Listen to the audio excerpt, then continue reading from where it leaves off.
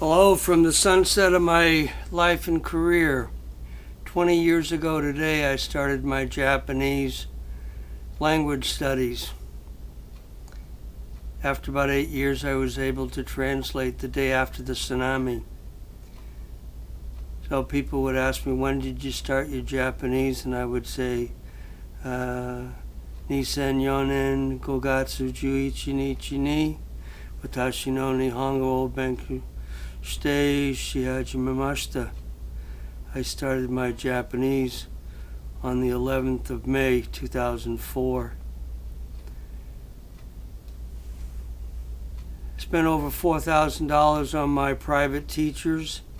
Isami Kaneko worked for Asahi Shimbun in the United States, and she used to translate CNN, and that would become a part of Asahi Shimbun, a Japanese newspaper, the next day.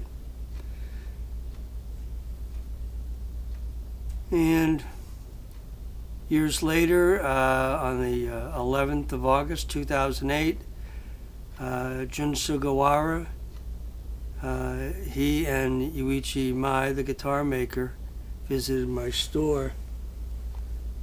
This is Gendai Guitar Magazine. Jun Suguwara was the editor of this magazine for 15 years. He separated from them and eventually had his own magazine called Guitar Dream. So he got to the store. I had met him the day before at the GFA festival in San Francisco at Rico Stover's table, Rico Stover being the Agustin Barrios biographer. And so the next day, Yuichi and Jun were driven to the store by Nobu Amemiya, and we had a conversation, 80% in Japanese, for 2 hours. I asked Jun, I said, "Anata no tomodachi dari desu ka?" And he said, "Oh, kari wa yume nashite desu, honto desu ka?" So I said, "Who is your friend?" He said, "Oh, he's famous." I said, "Really?" And so Yuichi Imai had been making classical guitars since 1971. I think he had studied with the Nakade family in Japan to get off the ground, to be able to start making guitars. And 5 hours after these guys left, I would say, "Oh, at my previous location, the guy brought me one of Yuichi Imai's guitars back about 1991, 17 years before the day that we hung out for 2 hours. They got to play a 1925 Rodolfo Camacho Vieira guitar. At that time, no, it was 1927, excuse me, but I should say in 1925, Agustin Barrios was playing a guitar by Rodolfo Camacho Vieira made in Buenos Aires. And the guitar I had was made for a lieutenant colonel, I forget his name now, but that was part of the dedication on the label. And this was made about a year and a half before Segovia's first guitar, but Segovia never went to the workshop of Rodolfo Camacho Vieira. He just met Rodolfo in Segovia's hotel room. And Segovia got his second guitar in 1934. But he had a highly praised Rodolfo's guitars, saying, "Out of all the guitars that have been in my hands, this is the best." And this was after, Segovia had played in Japan in 1929, used a Hauser one of the same year from 1929 in his second recital in Osaka, Japan. This was the weekend of the, or I should say the week of the stock market crash. At the same time, Miguel Llobet and Regino Sainz de la Maza were doing concerts 10 days apart that my book will show. My book being Annotations for the History of the Classical Guitar in Argentina, 1822 to 2000. I just sold a copy of this to the University of Melbourne 6 months ago. I sold a copy to University of Texas, Dallas. Enrique Madriguera being the professor there in Dallas. And so I had a delightful visit with Jun Suguwara and Yuichi Imai. I watched Jun translate Portuguese, looking at the title of a 1950 anthology of Agustin Barrios's works sitting on my counter. At that time, I was still working on my book. My book I started in September of 2000, worked till 2019, but I had to stop working on it for about 3 years to study violin makers and the history of the violin. And eventually I was able to translate the day after the tsunami, and I woke up, go to the bathroom in the middle of the night, and I had left my computer on, and I walked up to my computer and I looked at the email from CNN, and out loud I said, Nihiaku Sojiki Nen Naknata. That means 200 honest people have died. And this was at the outset of the dead that were known after the tsunami. Eventually it became 20,000, varying. Sometimes it'll say 28,000, sometimes 19,000, depending on your source. So I came home Saturday night and I said, where were these magazines published? And the magazines were published in Sendai, Miyagi-ken. If you remember the semi-truck that was going up the grade to the crossroads, and it got washed by a tsunami wave, that was in Sendai, the city where these were published. These Harmonia magazines that were published from about 1925 onward. I had some from 1930s. I had a couple of them from the Ricardo Munoz archive of my book, and some into the 1950s that I translated, where you'd have a complete biography on Ronoel Samoes, the #1 record collector, when he passed away 10, 12 years ago. He had 8,000 records. Ronoel Samoes is the guy who was making tapes in the 1970s of the Barrios recordings that he had in his possession, the Miguel Llobet, Emilio Pujol records. And I need to tell you, Terrence Farrell, who lives in Carmel and does gigs, when I met Terrence 30 years ago, he was a Princess Cruise Liner guitarist. He was the guy that played at lunch and dinner. And he's the guy who in 1974, I believe, spent $60, which was a lot of money. Gas was 25 cents a gallon. Cigarette packs were 25 cents. Houses were selling for $25,000, $28,000. 4-bedroom houses like I grew up in Massachusetts before we moved to California here in 1963.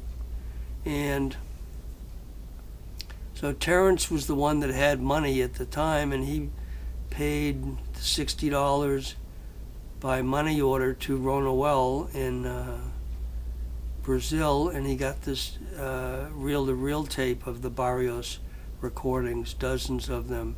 And that became the El Maestro records by Rico Stover, about 1980, and actually 3 different LPs, 2 in one set, and then a third LP. Didn't really have a cover, but and that eventually became the Chanterelle cassettes that became the Chanterelle CDs. In 2009, I helped update the discography because I had found some of the what was known as unfound Barrios recordings. I bought some of those from a dealer, Omo Ficelli in Montevideo, and put them out on one of my GE CDs. And so that's the source of how the whole world got to hear Barrios. We see all these recordings now on YouTube with photos. Sometimes people have photos of the autographed Barrios French Guiana photo from my book. And so 20 years ago today, I started my Japanese. I read the Bible cover to cover from November of 2009 to November of 2011, the 23rd of November. I learned a whole lot.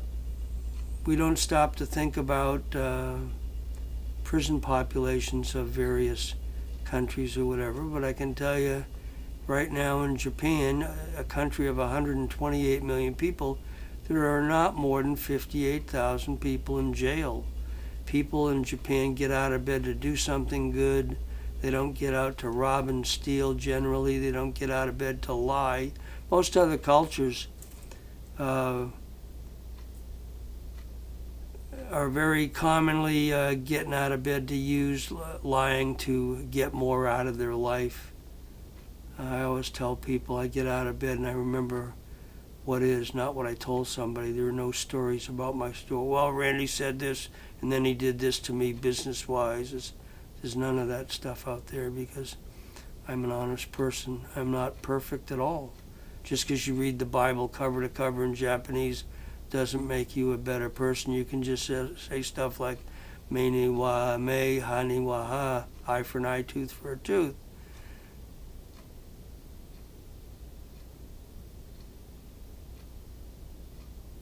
Jun Suguwara, as I mentioned, he spent 15 years of his life being the editor. When he was the editor, he bought the Juan Valler collection. I'd love to have that in my possession because I don't know if Gendai right now has anybody that can read Japanese that works there. But a couple years ago,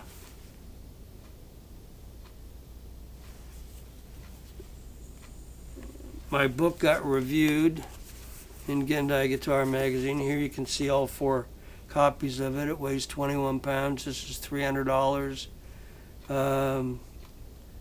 Free shipping in the United States. Sometimes I can offer free shipping internationally. Other situations, it costs $600 to ship it. I think I got a discount down to about $400 to ship this to Australia. And so I can't offer free shipping like I verbally said a couple years ago when I was doing tidbits of talks about my book. But a fascinating book. I translated mostly Spanish, but also French, Italian, French, Italian, Portuguese, Catalan dialect of Barcelona, very little German, and about 2% of the book is in Japanese images with captions in Japanese, so I translated that rather than going, look what I got, folks. And so I spent over 17 years translating this. I spent over $90,000 buying the archives. Could tell you things like a grandson of Mario Rodriguez Arenas had medical work done on him, and the funds I spent in August of 1999, 25 years ago this summer, went to pay for those medical expenses, and I was happy to contribute to that. And that was the first archive I got. I had all these hardbound books with Carlos Garcia Tolsa, Juan Valler compositions, and eventually I got into studying the publishers and who took over when one publisher retired or passed away and his family wanted it to be carried on by another local publisher.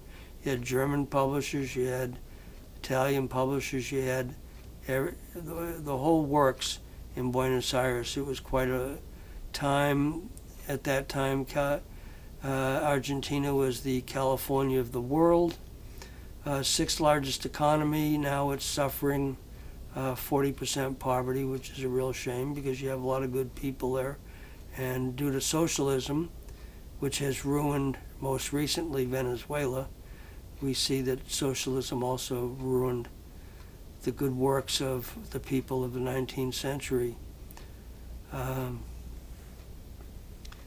going to be doing a talk this Wednesday, the 15th of May, telling everybody I'm the cheerleader for letting everybody know that 200 years ago, this coming Wednesday, today being Saturday, the 11th of May, but 200 years ago this Wednesday, Trinidad Huerta came from France. He's a Spaniard who did concerts all over Europe, but he came to the United States and stayed for 2 years, and he did his first concert at the City Hotel in New York.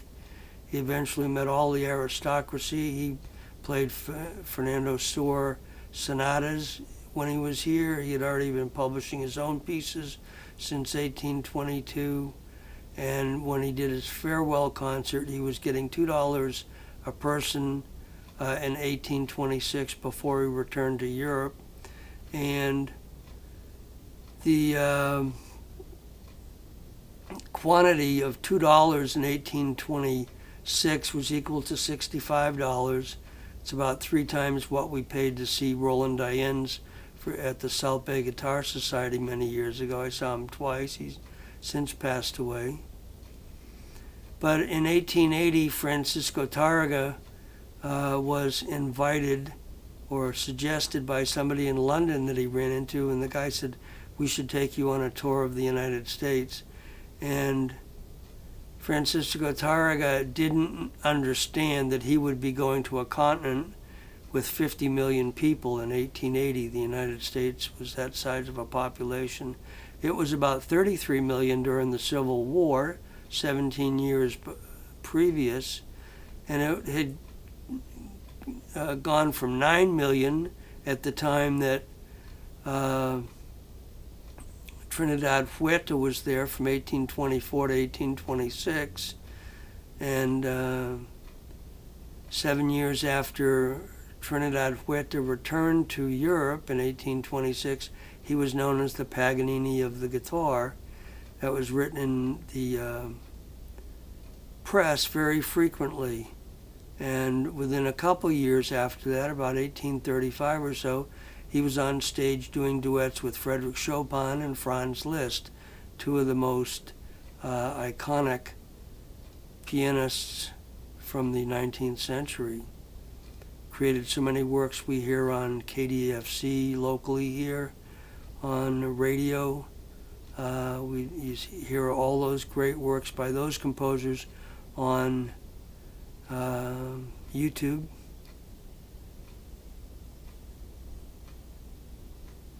And I really consider that it was the biggest mistake of Francisco Tarrega's life.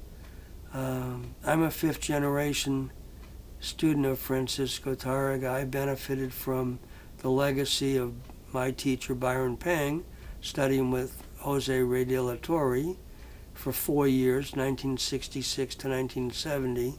From 1932 to 1934, Jose Rey de la Torre studied with Miguel Llobet in Barcelona. I did a search and found a Jose Rey de la Torre concert that was given in Barcelona before he returned to Cuba and then came to the United States about 1940 to play at the town hall. But had Francisco Tarrega gone to the United States at the age of 28 when he was a real good virtuoso, he had already graduated the Conservatory of Music in Madrid in 1876, 1878, something. We have details that he was there in 1874 studying with Arrieta, who said you should really play the guitar more so than the piano, because Arrieta, a professor, one of the leaders of the piano department, he had heard all these virtuosos come in for decades, and Tarrega was a good piano player. I have in my archive a decades-old, if not a century-old version of Capriccio Arab for piano. And when I first saw it, I didn't think of Tarrega being a pianist, but he was a pianist who also played guitar to an extreme degree. But had Tarrega gone to the United States, he could have done concerts in every big city. He could have even gone to Canada. In 1880, we see that the Estudiantina Figaro, the Spanish students, came arrived in New York City and did 500 concerts in the Northern Hemisphere alone before ending up in Montevideo in 1885.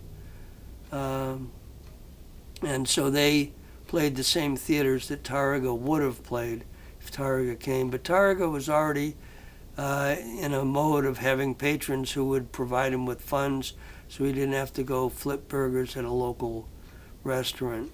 He was able to just do music, 7, 8, 15 hours a day. And so he got kind of addicted to that mode of living, but if he had gone to the United States in 1880, he could have had a huge career. He did have a good career in Europe. He did very well. But even when he went to Italy in 1903, he was still getting $1 a person, 5 lira. Whereas 55 years before, we see that Trinidad Huerta was getting $2 a person, and nobody balked at paying for that because the scales, the harmony, the dynamics that Huerta had. He did concerts with Soar, Aguado, and 6 other guitarists, and they also backed up 6 female vocalists, and I think that was about 1832, something like that.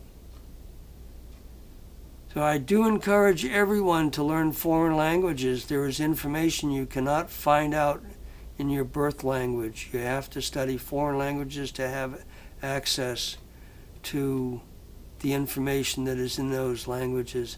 I have watched YouTube videos in at least 5 languages.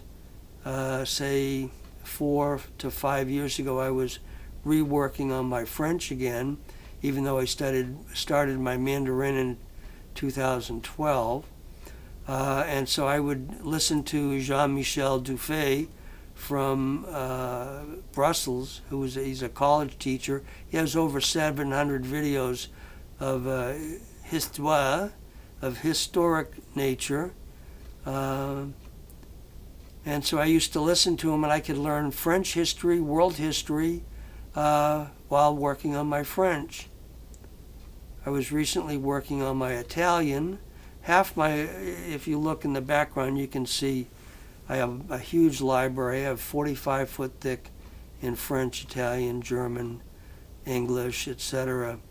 Books on violins, on guitar makers, etc. All the dictionaries I have that I've had for decades, and some that I've acquired somewhat recently. But if you watch YouTube videos in that language, you can, for example, I watched Mandarin language videos of violin making in Beijing, and the lady would say to the interviewer, I used to work in a restaurant, I used to work in a rice field 2 years ago, and she was the person that was putting on a bass bar. She'd put glue on the bass bar, press it onto the back, attach a twig with some twine on each end to press that bass bar down. If you watch Stenter videos that are in English, you can see the lady puts the bass bar after it has glue applied and presses it down, sets it down, goes to the next one. That's why those violins sell for $200. But you can watch videos, you can ask questions in those foreign languages, and you can find out about 2 million Chinese workers in Africa that are working on their Silk Road type of stuff. We find that in Africa, sometimes they hire African workers. We're not talking about farm working, we're talking about manufacturing. And they bring in Chinese workers because after 10 months, the African workers quit because they want to do something else. But right now, China has 40 predatory loans in China.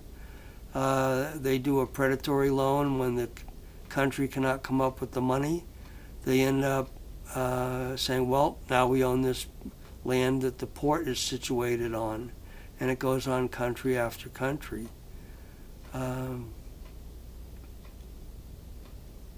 You can watch music videos in foreign language, dissertations, fascinating stuff.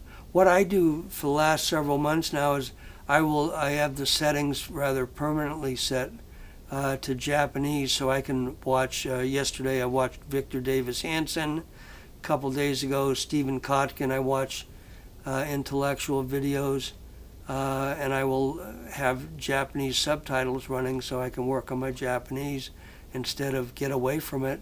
I can remain immersed into it and read the hiragana, katakana, and kanji. So I've been working on my Japanese for 20 years. People walk in and they go, "How long did you live in Japan?" I go, "Ita kotogari masen." I've never been there. I have visits by people from Japan. I've had people that came from China that speak Japanese, and we are able to conclude the business of buying a violin bow at my shop by my using Japanese to communicate a little bit better than my Mandarin efforts. 8 years ago, I was on Beijing TV. 22 million people saw a video. A lady had come to my previous location, and she did a video. She came to buy a violin for her professor in Beijing. Her father did medical college, teaching 5-hour bus ride out of downtown Beijing. And so she acquired the violin. She said, "Hey, we could do a video." So if you go to any of my violin pages on my findfretted.com website, you can hear that 7.5-minute video. It was initially about 30 minutes. It got culled down to about 7.5 minutes.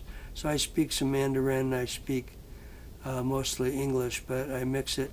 And I was talking about how I would spend my Social Security money on violins because people buy violins from me. And so, have a nice afternoon.